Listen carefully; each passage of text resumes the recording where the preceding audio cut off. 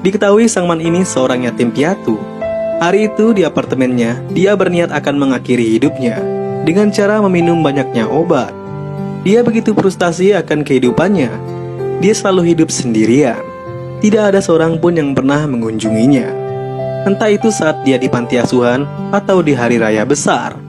Dirinya selalu sendirian. Karena itulah dia merasa muak dan akan mengakhiri hidupnya. Tetapi aksinya hari itu gagal, dikarenakan sang penjaga kos menemukan dirinya. Berkali-kali dia mencoba terus mengakhiri hidupnya. Terjun dari jembatan yang tinggi pun dia lakukan. Tapi berkali-kali jugalah aksinya harus selalu gagal. Dan akhirnya scene pun beralih. Terlihat dirinya masih selamat dan berada di sebuah rumah sakit. Dia terkejut dan sadar ada seorang pria gendut parubaya berjas biru dengan rambut klimisnya duduk sambil merokok di sampingnya. Tetapi secara tiba-tiba dirinya dimarahi suster. Ternyata dirinya lah yang merokok di ruangan tersebut.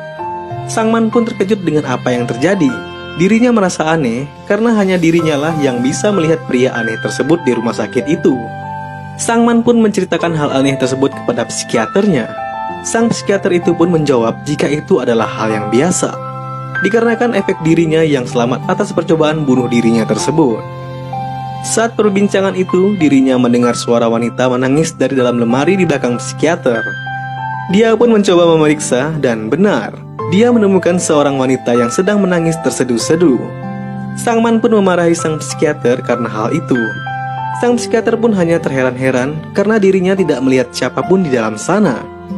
Sang Man pun harus segera diamankan karena sang psikiater merasa Sang Man sudah gila. Di malam harinya tambah aneh. Saat akan ke toilet, Sang Man melihat seorang pria tua sedang jongkok di atas meja resepsionis. Sang Man pun menyadari jika pria tua ini bukan manusia, karena secara tiba-tiba dirinya melihat kakek tua itu membesarkan kepalanya. Dan betapa terkejutnya dia, 3 hantu penasaran berada di sampingnya. Dia pun makin yakin jika ketiga orang tersebut bukan manusia, dikarenakan kemanapun Sang Man pergi, ketiga hantu tersebut terus mengikutinya. Dia pun pingsan dengan apa yang terjadi. Di pagi harinya dia pun sadar jika bukan hanya 3, tetapi 4 hantu, karena bertambah hantu anak kecil berbaju kuning bersama mereka. Dia pun sadar jika nyaris mati dirinya. Semenjak itulah dirinya juga bisa melihat hal yang tidak biasa. Karena itulah dirinya pun memutuskan untuk memeriksakan hal tersebut kepada dukun. Dukun pun menganalisa kasusnya.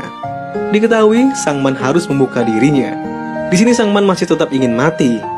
Tetapi dukun berkata itu tidak bisa dilakukan jika Sang Man tidak menuruti apa yang diinginkan hantu-hantu ini terlebih dahulu. Dia harus merelakan hantu-hantu ini menyelesaikan urusan mereka secara bergantian. Dan barulah Sang Man bisa melanjutkan niat bunuh dirinya itu.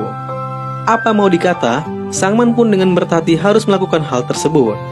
Dia terus diikuti kemanapun dirinya pergi. Bahkan dia harus menggendong semua hantu-hantu itu.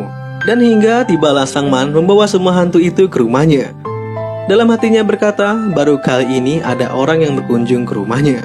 Meskipun dia sedikit berharap jika mereka itu adalah manusia.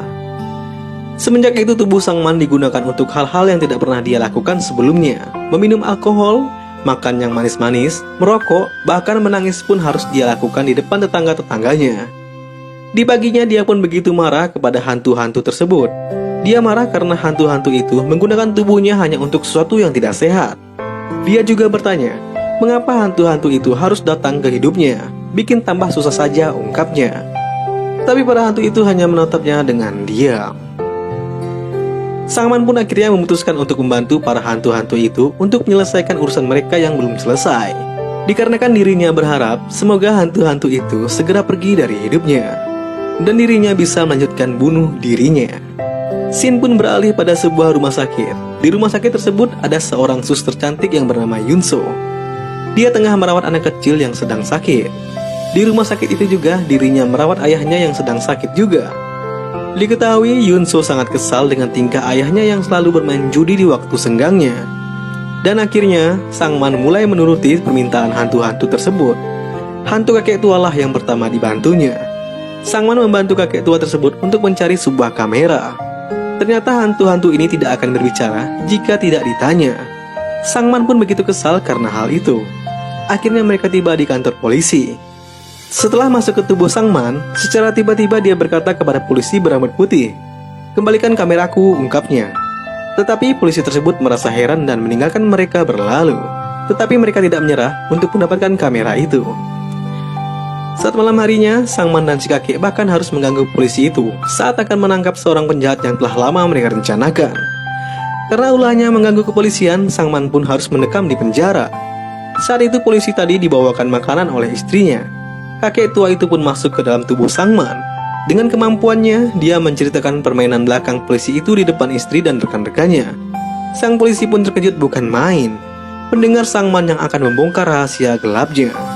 Dia pun akhirnya menuruti perkataan sang man, memberikan kamera yang kakek itu maksud. Ternyata kakek itu membawa sang man ke rumah sakit. Kakek itu menemui sahabat lamanya yang bernama Pansu. Saat duduk berdua, di saat itulah sang man melihat Yunso, sang suster yang begitu menarik perhatiannya. Tapi si kakek yang gatal membuat sang man mendekati suster tersebut dan mulai merayunya. Kakek tua itu membuat sang man terlihat sangat-sangat konyol di depan suster itu. Gombalan-gombalan kakek tua tersebut membuat suster itu terdiam tanpa bahasa. Tak lama kemudian mereka berdua pun pulang, dan sang man terlihat sangat kesal dengan apa yang telah dilakukan kakek tua tersebut. Ternyata tujuan hantu kakek tua tersebut memberikan kamera yang dia dapatkan dari polisi tadi untuk diberikannya kepada sahabatnya yang bernama Pansu itu.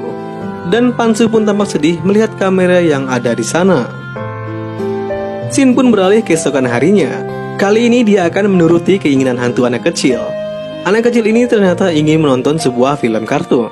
Saat di bioskop, sang man bertemu dengan Yunso dengan anak yang dia rawat di rumah sakit. Tapi dia harus kembali bertingkah konyol di depan Yunso, dikarenakan anak kecil itu memasuki tubuhnya. Dan akhirnya mereka pun menonton film kartun tersebut. Hantu anak kecil itu juga membawa sang man ke sebuah restoran untuk memakan mie.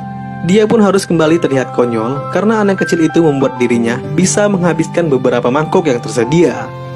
Yunso hanya bisa tertegun melihat tingkah aneh sang man. Perjalanan mereka akhirnya tiba di sebuah pedagang kaki lima yang menjual permen berbentuk ikan yang besar. Ternyata hantu anak tadi sangat menginginkan permen ikan tersebut. Menggunakan tubuh sang man, akhirnya sang man bisa mendapatkan permen ikan itu dengan memenangkan undian yang begitu sulit. Sang penjual pun dengan berat hati harus menyerahkan permen ikan yang besar tersebut kepada sang man. Sang man pun dengan senang hati akan memberikan permen itu kepada anak yang dibawa Yunso. Tapi hantu anak tadi memanggilnya. Ternyata hantu anak itu marah karena sang man yang akan memberikan permen itu kepada anak tersebut. Terjadilah perdebatan di keduanya. Tapi Yunso dan anak tadi melihat dan mendengar pembicaraan sang man. Mereka terheran-heran melihat sang man yang berbicara sendirian. Dan Yunso pun berkata tidak ingin permen tersebut dan pergi berlalu. Akhirnya sang man dan hantu kecil itu pun kembali pulang. Singkat cerita, sang man akhirnya akan membantu hantu gendut selanjutnya. Kali ini mereka berdua mencoba menerobos masuk ke sebuah tempat penampungan mobil. Saat sudah masuk, aksi sang man dipergoki sang pemilik tempat itu. Dirinya bahkan dikejar terus-terusan oleh sang pemilik tempat. Dari dalam mobil ternyata sang pemilik usaha itu sedang frustasi akibat ditinggal oleh istri tercintanya. Mendengar hal itu akhirnya sang man memberanikan diri untuk menghentikan laju mobil itu. Dengan dalih jika dirinya mempunyai kekuatan supranatural, dirinya memutuskan membantu pria itu. Dengan timbal balik jika pemilik tempat itu akan memberikan mobil yang sang man maksud. Mendengar itu sang pemilik tempat penampungan pun mensetujuinya. Mulailah keesokan harinya sang man dan hantu gendut mengawasi dan mengikuti kemana istrinya pergi. Akhirnya tibalah wanita itu di rumah sakit di mana Yunso bekerja. Ternyata wanita itu mengidap penyakit kanker paru-paru, dan parahnya, wanita itu sedang hamil. Karena itulah wanita tersebut meninggalkan sementara suaminya, karena perawatan kanker dirinya akan menyebabkan kematian anaknya. Diketahui dari hantu gendut jika memang nantinya wanita itu tidak akan selamat, hanya anaknya lah yang akan selamat.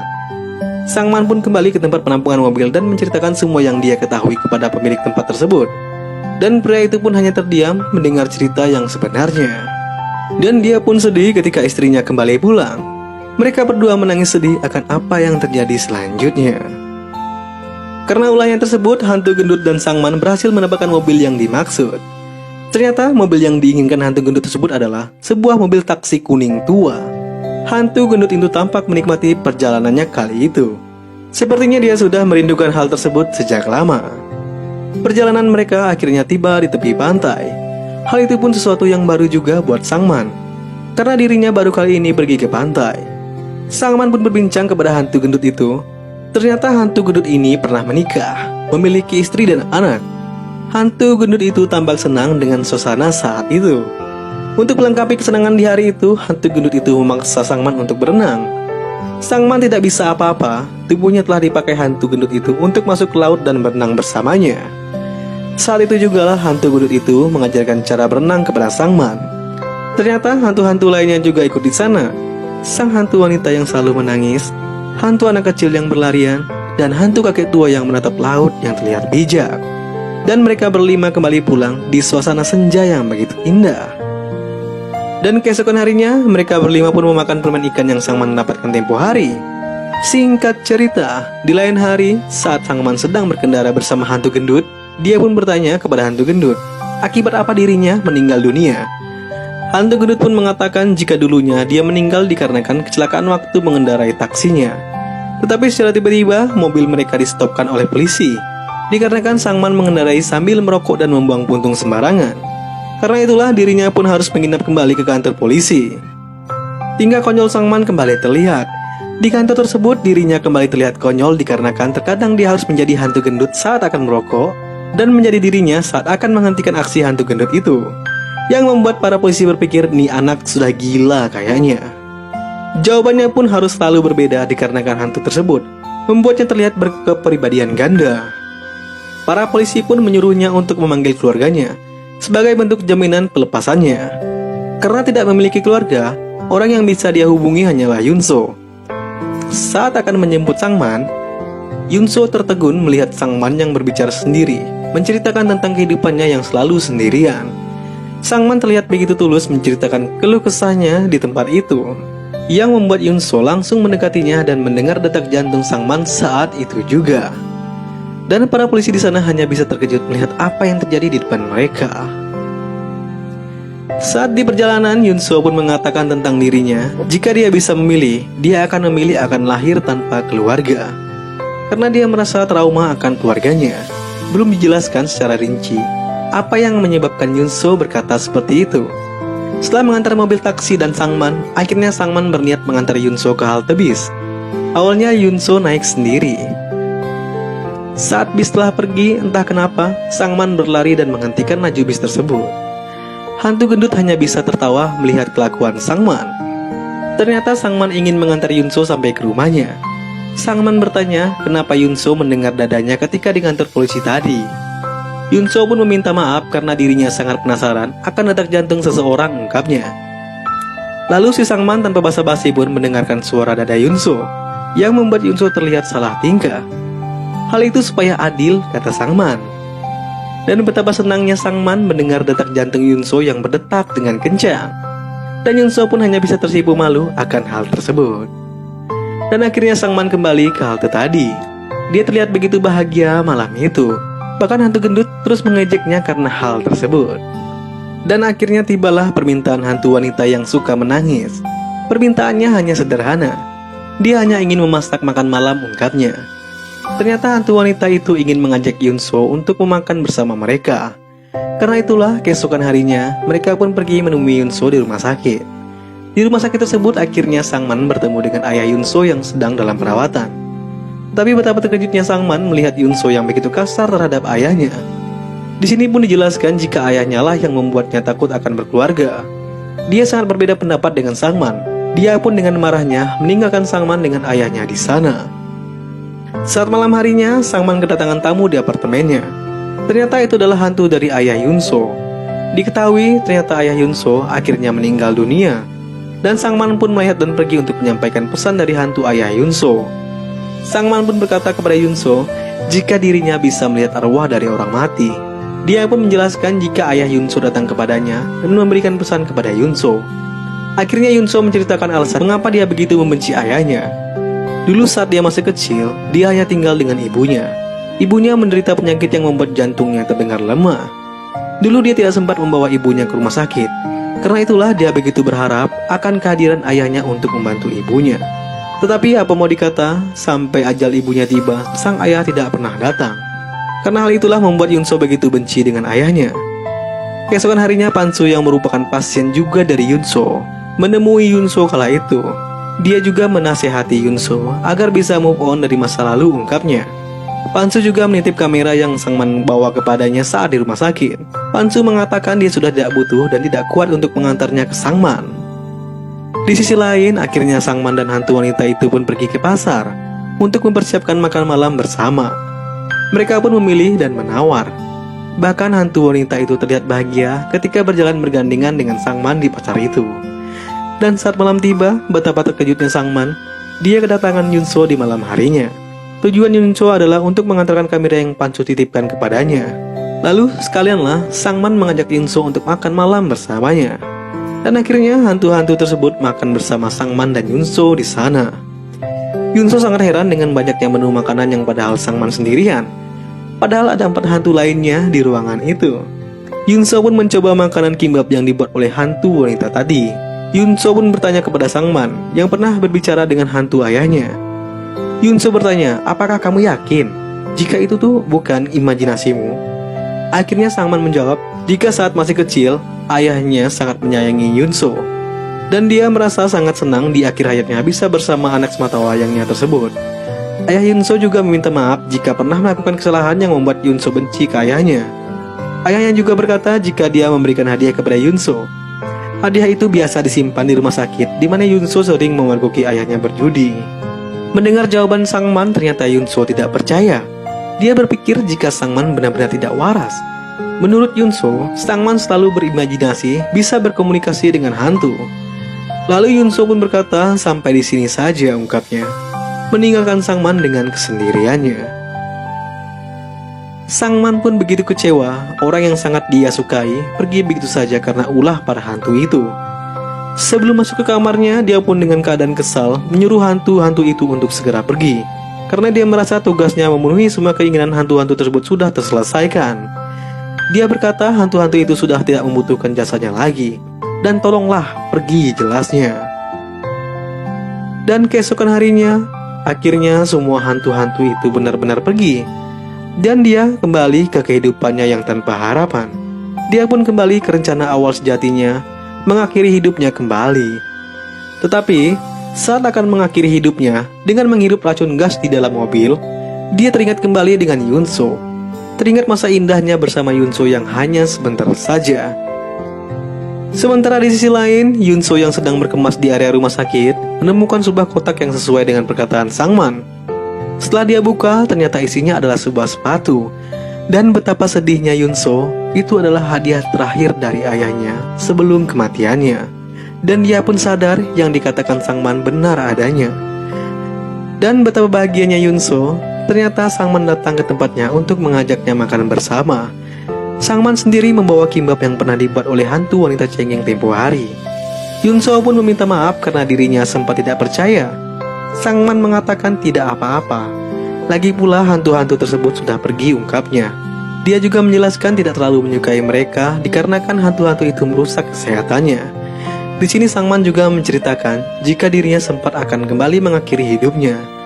Tetapi dia segera berubah pikiran karena dia teringat akan kenangannya bersama Yunso. Dia pun menjelaskan jika dirinya adalah orang yang baru saat ini. Yunso pun tersenyum mendengar hal tersebut. Lalu mereka berdua pun mulai memakan kimbap itu. Lalu Yunso pun berkata jika dirinya penasaran, dikarenakan biasanya kimbap itu diisi dengan bayam. Tetapi kimbap buatan Sangman ini isinya malah seledri, tanya Yunso. Lalu Sangman pun menjawab tanpa berpikir, jika dulu waktu aku masih kecil, ibuku mengatakan seledri bagus untuk peredaran darah, ungkapnya. Tetapi secara tiba-tiba Sangman terdiam dengan mata yang berkaca-kaca. Akhirnya dia mengingat ketika dia masih kecil bersama ibunya. Dia mengingat jika hantu wanita cengeng itu adalah ibunya sendiri, yang sering membuatkan dirinya kimbap semasa dia kecil. Dia teringat juga ketika ibunya sering membawanya ke pasar saat dia masih kecil. Sangman pun segera berlari menuju rumahnya, meninggalkan Yunso yang sendirian. Dia kembali mengingat semuanya. Hantu anak kecil ternyata adalah abang kandungnya sendiri, yang selalu membela dirinya ketika dia berkelahi. Abangnya sendiri pernah berniat mengajak adiknya Sangman tersebut untuk menonton kartun di sebuah bioskop. Dan ternyata hantu gendut dan hantu kakek itu adalah ayah dan kakeknya sendiri. Hari itu ayahnya begitu bahagia karena dirinya menjadi supir taksi yang resmi. Hari itu mereka pun berencana ke sebuah pantai untuk merayakan momen bahagia tersebut. Dan sang kakek ternyata meminjam kamera sahabatnya Pansu secara paksa agar mereka sekeluarga bisa berfoto bersama setiba di pantai nantinya. Namun saat perjalanan menuju pantai, hal naas pun terjadi. Sang ayah tidak fokus ke jalanan dan membuat mobil taksinya jatuh ke tebing jurang. Dan polisi inilah yang mengamankan kamera si kakek secara diam-diam. Dan sayangnya hanya sang manlah yang berhasil diselamatkan. Ibu, ayah, abang dan kakeknya harus meninggal secara tragis. Trauma yang begitu dalam tersebut akhirnya membuat sang man melupakan seluruh keluarganya hingga dia dewasa. Sesampainya di rumah, dia pun dengan tangis yang haru memanggil seluruh keluarganya. Dan tak lama berselang, seluruh keluarganya pun hadir. Sang abang yang memberikan hadiah mainan robot untuknya. Sang ayah yang mengingatkan dirinya jangan pernah merokok lagi. Sang ayah juga akan berjanji mengajarinya cara mengemudi yang baik, ungkapnya. Dan sang ibu, dengan tangisnya dia pun meminta maaf karena telah meninggalkan sang man sendirian di dunia dengan kehidupannya yang begitu keras. Tetapi sekerasnya hidup pun selama ini, ayah, ibu, kakek dan abangmu selalu berada di sampingmu. Jangan coba bunuh diri lagi ya, ungkap ibunya. Dan akhirnya sang ibu pun memeluk anaknya tersebut dengan perasaan haru. Dan akhirnya mereka pun berfoto bersama. Ternyata selama ini, keluarganya ini memang selalu di sampingnya. Sang man tidak pernah sendirian. Saat sang man lulus TK, sang man wisuda, sang man menikah, dan sang man mempunyai anak, keluarganya selalu bersama dirinya. Dan film pun berakhir.